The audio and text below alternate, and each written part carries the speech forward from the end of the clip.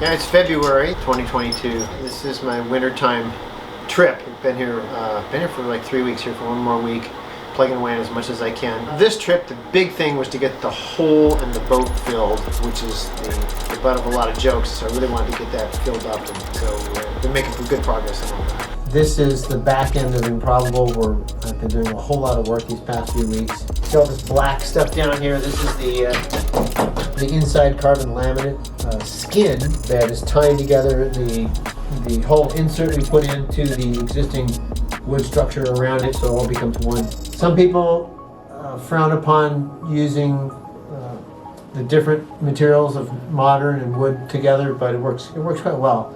And one cool characteristic of this Cowrie wood that Improbable is built out of is it takes glue really well. It has very good holding power for resin when it's attached to it. So these skins are very well attached to it and provides a great transitional mechanical interface with the foam core that we put in for the whole insert. The other 3D project that's underway now is a high strength structure that holds the actual rudder bearing.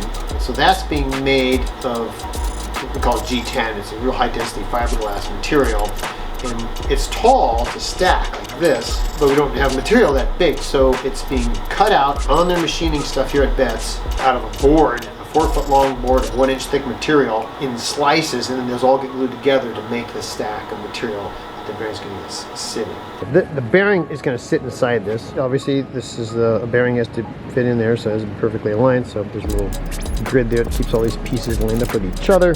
What we're looking at would be the view from the bottom of the boat in the future, when this is actually in place.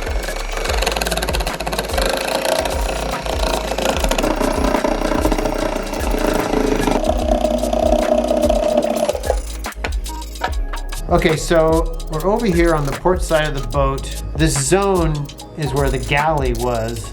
This is where the gimbaled oven was. There was a kerosene oven in here that my dad had. I despised it. I didn't like the smell of kerosene and all that. Even though this is going to be a high performance, mostly racing oriented boat, we still want to be able to cook on it and do some mild cruising and coastal cruising with the ability to bake and roast things and use cooktop. So since Ocean Planet Energy, my company, does marine energy systems, we'll have a lithium battery system, we'll have high power charging with an alternator on the engine, and we'll have an all electric kitchen. So there will be a 2-burner induction cooktop. It's very efficient, cooks things really fast, can boil water really quick. There will be a gimbaled structure here that is built that will hold a little oven, but what that oven will actually be is a countertop oven.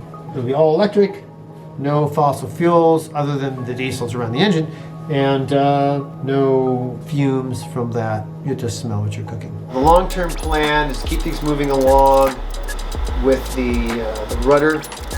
I have to raise a considerable amount of money to afford the rudder bearing system and the rudder, the actual building of the rudder itself. There's a whole lot of this project in my head in different categories, and I do need to get better organized as far as defining each of those categories and creating lists that not only for myself but for others to see. It's a very complex project. It's a big project.